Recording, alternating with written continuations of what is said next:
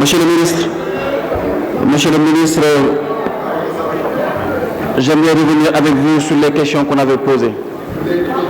Dans les documents qu'on a reçus, et comme l'a dit l'honorable Thierno Alassane Sall, nos pays ont un problème qui est la démographie.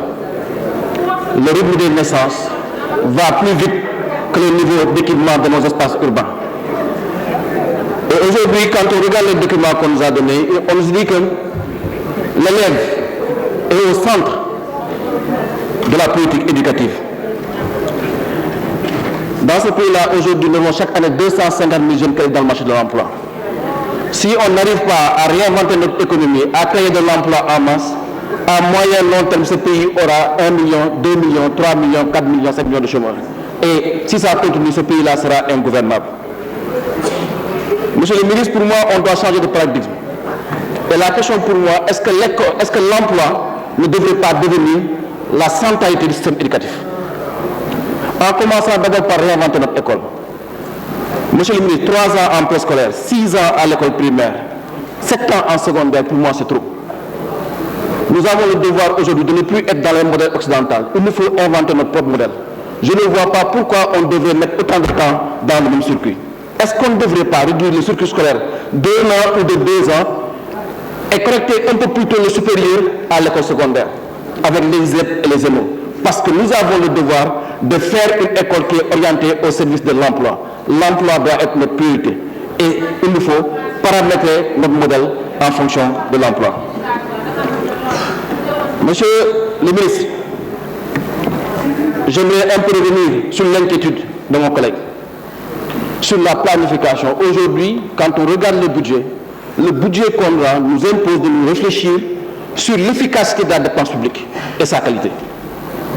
L'efficacité de la dépense publique, c'est aujourd'hui d'avoir un budget de 800 milliards, dont 90% passent en fonctionnement et en salaire.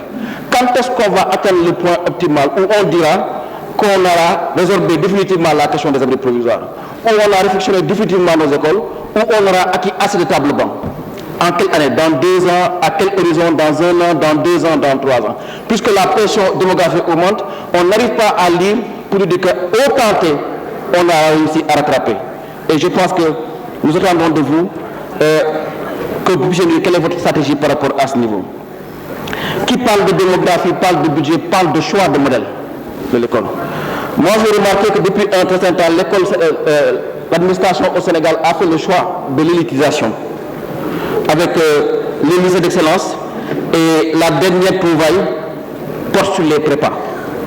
Moi, dans ma profession, quand on va dans une prépa, on se prépare à entrer dans les grandes écoles. Je ne comprends pas le sens qu'il y a à mettre une prépa ici pour aller où? Pour aller à l'ISM, à IAM, je ne sais pas. Puisque nos écoles de polytechnique ou nos écoles d'ingénieurs, les enfants réussissent à y entrer sans avoir besoin de prépa. Je ne pense pas qu'on est en train de préparer des enfants à faire des prépas pour aller encore faire des prépas à l'étranger. Je ne trouve pas le sens de cela. Je ne pense pas que notre école a besoin de ça. Aujourd'hui, nous avons besoin de relever d'autres défis. Je ne parle même pas de défis, je parle d'autres audaces. Aujourd'hui, les gens réclament, on nous parle de discipline, d'éducation. Pourquoi pas un service militaire obligatoire dans les écoles? On prend 1 an de circuit et on fait le service militaire. Quels sont les défis qui sont à l'école? Nouvelle économie numérique, intelligence artificielle, nanotechnologie. Ce sont des choses auxquelles on ne prépare pas nos écoles et pourtant l'État ne les prépare pas par rapport à cela. Moi, je me rappelle quand je faisais le bac en 97 ici au lycée Lamine Gueye, je ne m'imaginais pas aller à l'école et avoir un téléphone portable dans ma poche. Et pourtant, aujourd'hui, c'est ça le lot de nos élèves. Quand les gens parlent d'éducation, d'insultes, mais la société change. Les familles sont devant d'autres priorités, devant d'autres situations. Et il nous appartient de préparer l'école à cela et d'affronter l'avenir. L'avenir, on l'affronte en ne courant pas derrière le passé, en récompensant le passé.